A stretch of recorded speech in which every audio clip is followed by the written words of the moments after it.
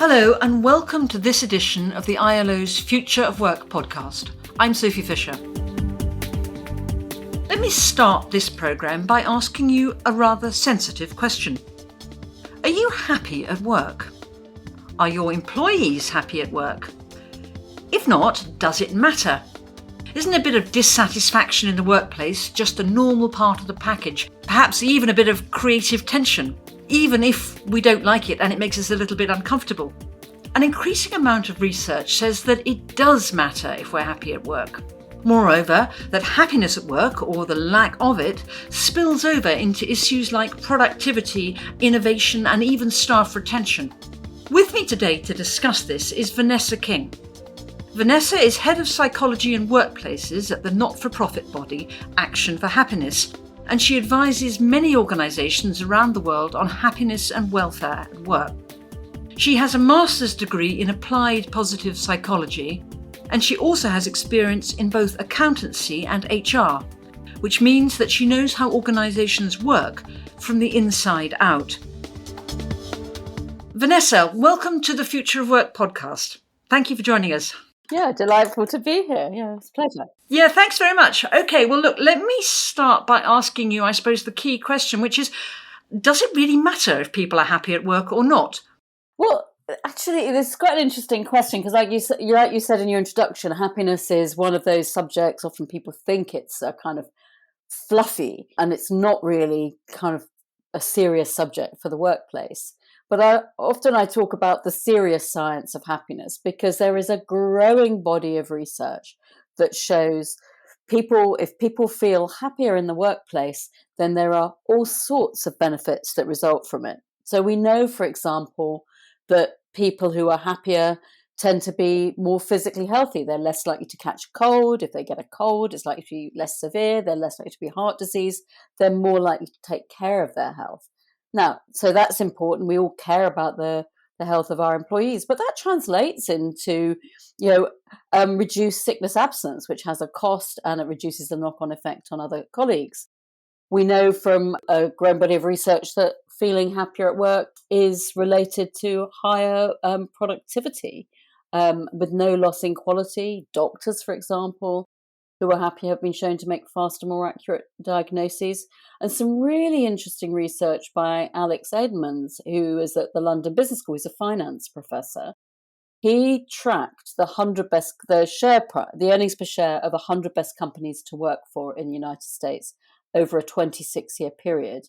And he compared that to the earnings per share of the stock market peers, so the average of their stock market peers.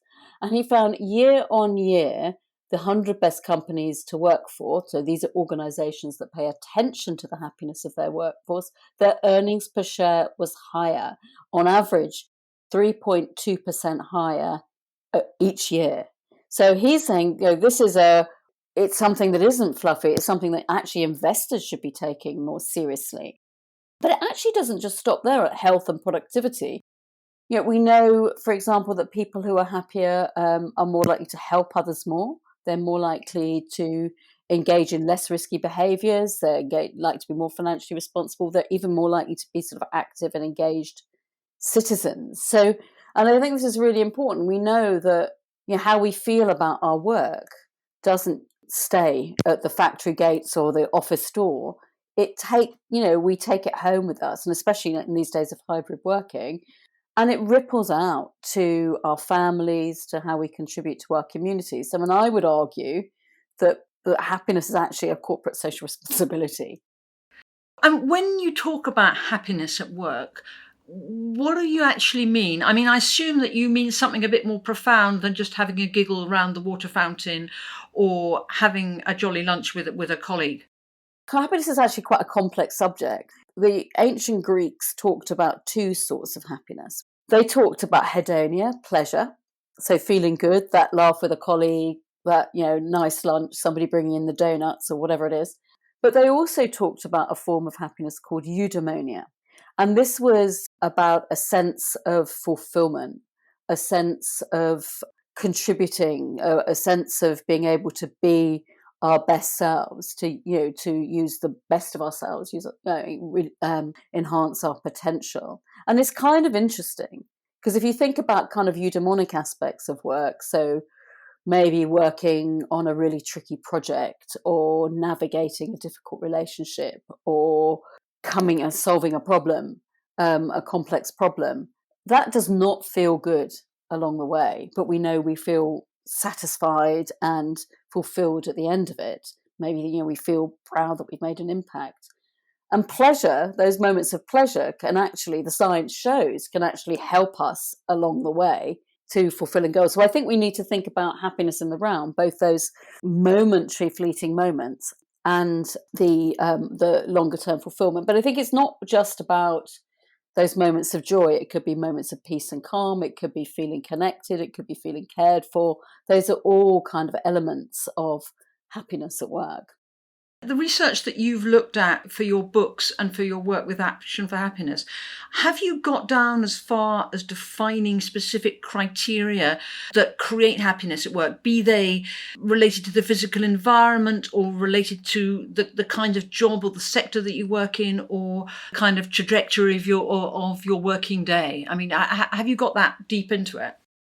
Yeah, I mean, there's lots of factors that can influence it, and of course, they're all integrated as well. But I mean, my focus is on the psychological. What are the psychological factors and the factors that influence our psychological well-being? And I should say, I use the term happiness, psychological well-being, resilience interchangeably because actually the ingredients that go into each, and it's what I'm finding quite interesting is when I first kind of immersed myself in this, did my master's, came out. I've been working as a organisation development and leadership consultant for many years.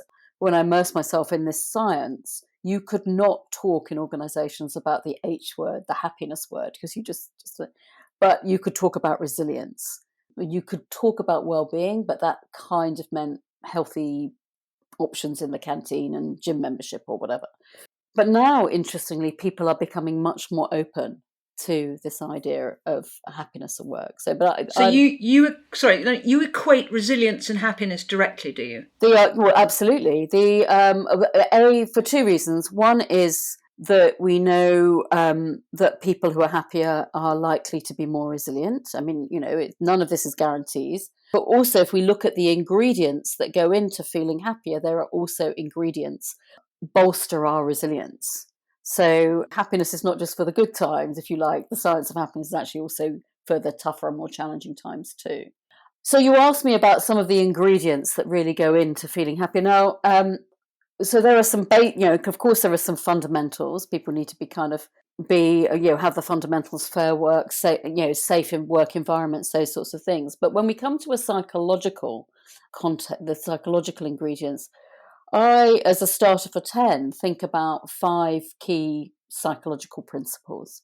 So first and foremost is a sense of what's called relatedness in the literature, a sense of connection, a sense of being seen, thought about, cared about, and caring about others, feeling part of something. And it was quite interesting when looking at kind of very large data sets, researchers coming out during the pandemic, that sense of belonging to our organisations really came to the fore as one of the most important aspects of work. So that sense of connection. And what's interesting about that, and I know we'll come on to some practical things, but that is conveyed not by the rhetoric and the values of the organisation, but by the micro interactions we have with colleagues. Are we treated respectfully? Are we, given the time of day, are people interested in what interests us? Those sorts of things. So tiny things can make a big difference to that sense of relatedness. That's one ingredient. The second ingredient is having a sense of competence and progress. So feeling effective, not feeling thwarted in what we do or that we're not growing or learning. The third is having a sense of autonomy, which is interesting. And these psychological needs that actually don't just relate to work; they relate to the whole of our lives. But and they work cross-culturally; they manifest differently in different cultures, but it's still there. So a sense of autonomy doesn't mean total freedom. To live in social structures, we can't have or work in organisations. We have to kind of adapt. But it means having, some say over what I do or how I do it, or we know that flexibility in working hours, for example, is really important to many employees. There's a sense of that what I do and I matter, that I'm making a contribution to something bigger than myself, so a sense of meaning and purpose. And actually, when we feel that what we're doing is meaningless, I mean, it's very detrimental to our psychological well-being. And fifth, there is a sense of positive kind of emotional environment. So this means two things. One is that we kind of don't just focus on the issues and the problems. And as human beings, we're hardwired to do this. So this is something we have to learn to do to overcome the way our brains naturally work. So it doesn't mean ignoring those, but it means to also focus on what's right and how we build on that. And also that we notice what's going on emotionally for our colleagues. And there's a very recent study from last year that found that when in organizations, when colleagues noticed somebody's having an emotional reaction, whether that was positive or negative, it actually built trust in those teams. And it was particularly pertinent for the when a colleague noticed when you might be having a kind of adverse and unpleasant emotional reaction.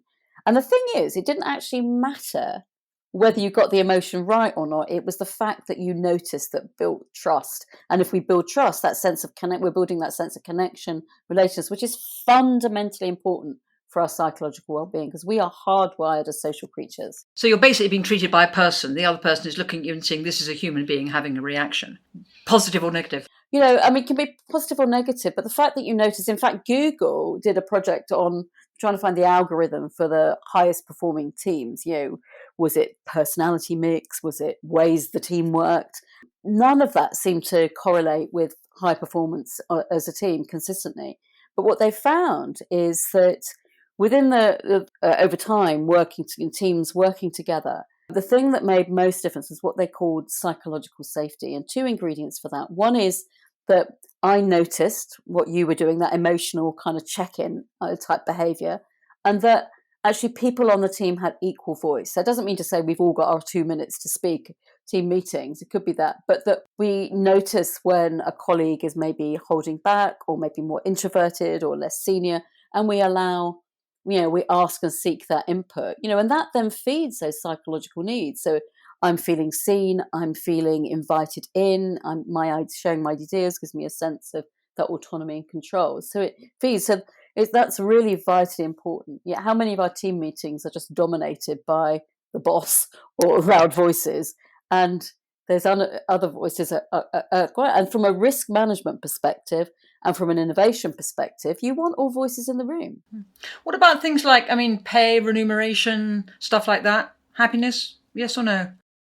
Pay and reward is kind of interesting. So when my first job in HR when I left accounting was compensation and benefits for an investment bank. So, a lot of emphasis on pay, bonuses and things. Pay is a hygiene factor. It needs to feel fair relative to the market, relative to colleagues. But after that, it's actually not a driver of happiness at work. And in fact, if you look at various studies of what we think will make us happy at work, a pay rise, versus what really makes us happy at work, we find that there's actually quite a big difference. I mean, there was a recent study with over 1 million employees in this study, found that people said that feeling energized, feeling a sense of belonging, feeling a sense of purpose were the top things, and feeling paid fairly was the lowest factor that really made a difference. Okay. But presumably that also means that if you're very poorly paid or you live in poverty or in working poverty, it's going to be tougher to be happy because you feel that you're not actually being respected and honoured through your remuneration. I think that's absolutely right. I mean, this is where it comes to feeling fairly. So I think we have to make sure that the pay is respectful. And I think I feel quite strongly, as we moved, I'm most familiar with a kind of European or American environment, where we've moved a lot to gig working and outsourcing and people on 0 hours contracts, where they're the working poor. I mean, how can you live in a civilized society where you have the working poor, where people are working hard, maybe multiple jobs, but not having enough to meet make ends meet. So a living wage is respectful and fair, and that's kind of getting it up to hygiene level.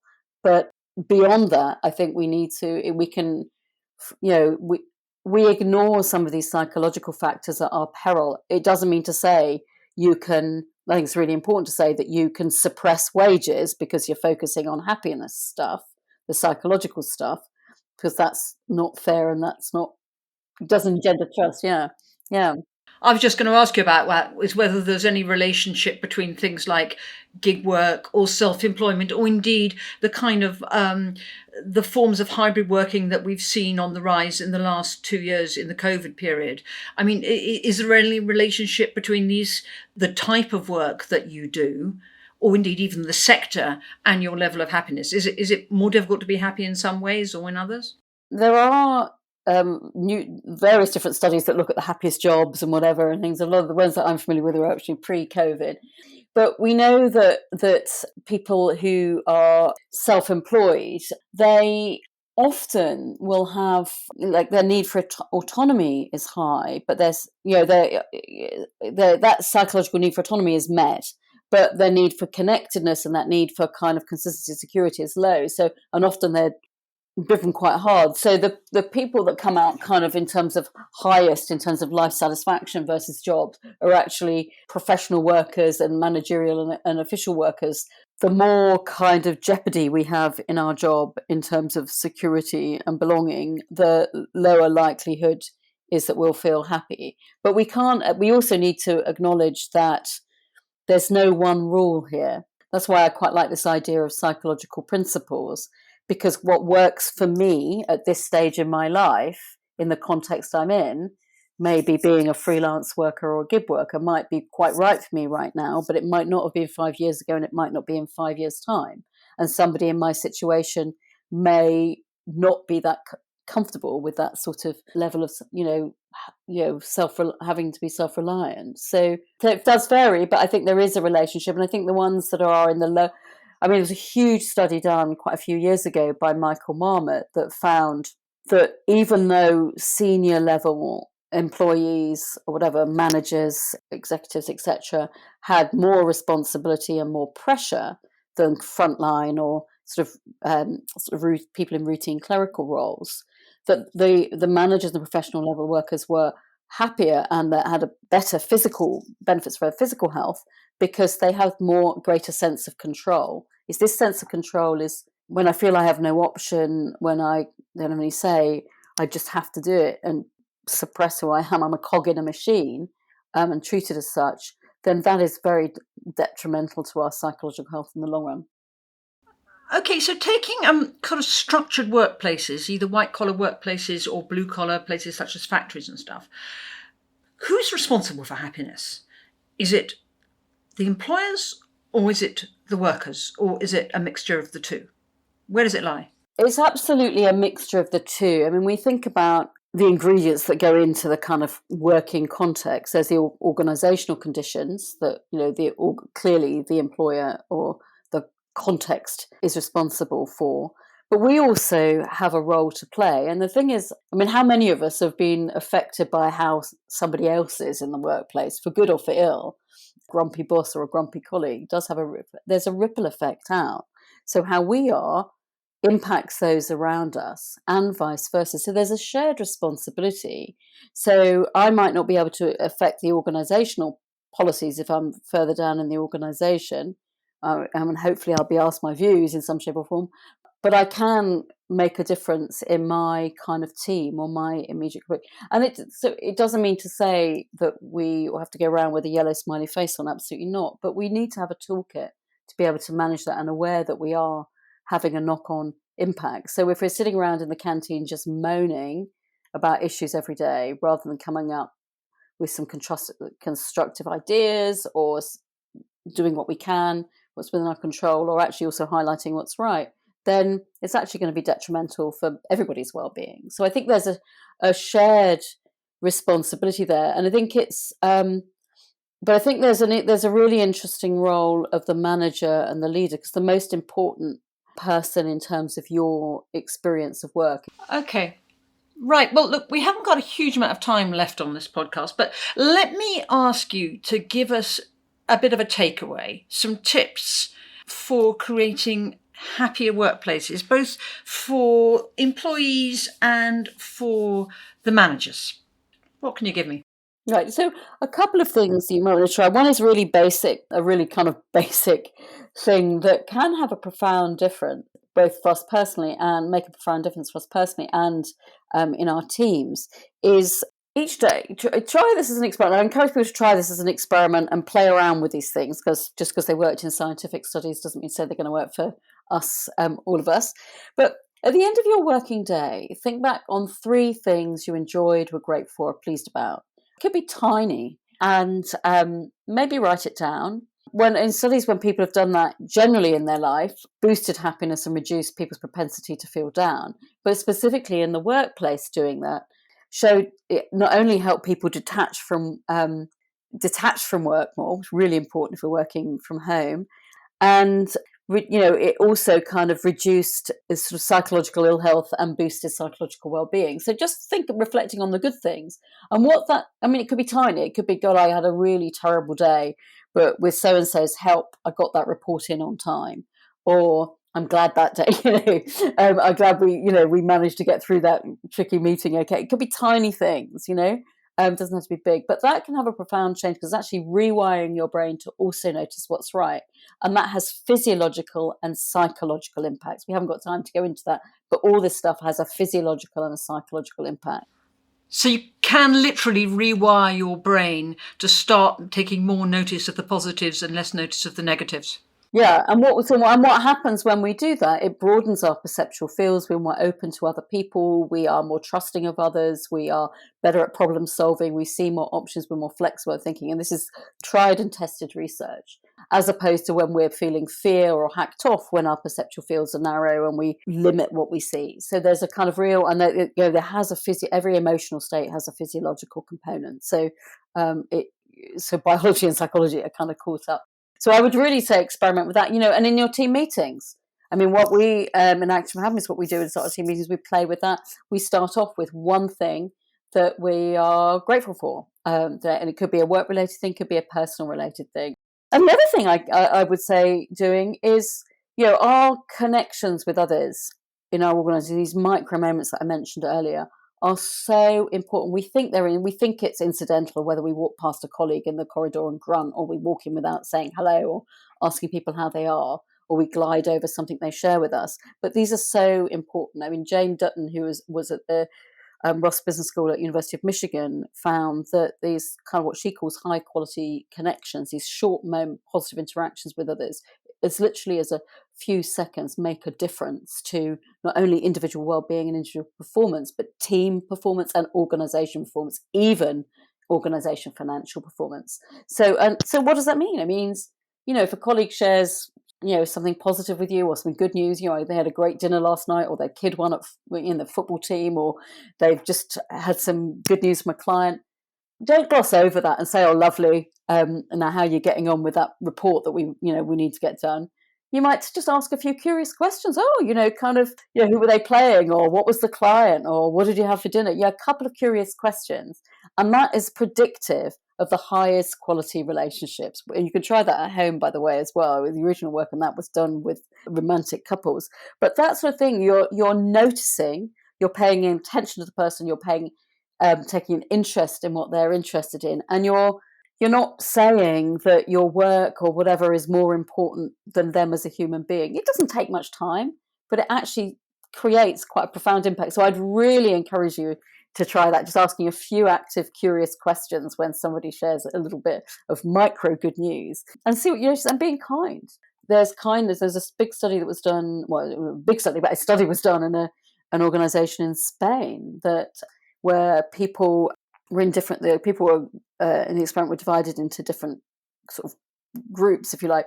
One group was tasked with, over, I think it was a 6-week period or a 3-week period or something, to do acts of kindness for a specific person in one of the other groups. Now, they didn't know which group they were in, and they found the people that were on the receiving end of that kindness, even though they didn't actually aware that that was the specific part of the experiment, paid that forward, were kind to others. I think it was something like 278% more acts of kindness that they went on to do than control groups. So this stuff has a ripple effect out.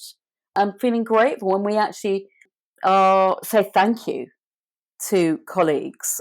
And if we do that publicly, and specifically if we say thank you to colleagues, not just, oh, thanks, Sophie, that was a great job. We say, well, much more specific than that. So, Sophie, thank you for getting that report in on time. You really helped us meet that client's needs, and it really made an impact. So if we share the impact of what that person did and the strength that they demonstrated in doing that, the power of that thank you is amplified. And if that's observed in the organization, that creates a ripple effect out, a positive ripple effect out that creates the sort of culture that we all want to be part of. So really simple things that can make a difference. And of course, there are bigger things as well. Yeah. Well, Vanessa, listen, thank you very much for those simple but practical steps related to happiness at work. And thank you so much for joining us today. And if you want to find out more about Vanessa King's work, or about Action for Happiness, or simply about happiness at work more generally, you will find links on the webpage of this podcast, which is on the ILO's website. So for now, let me wish you goodbye. I hope you will join us again soon for another edition of the ILO's Future of Work podcast.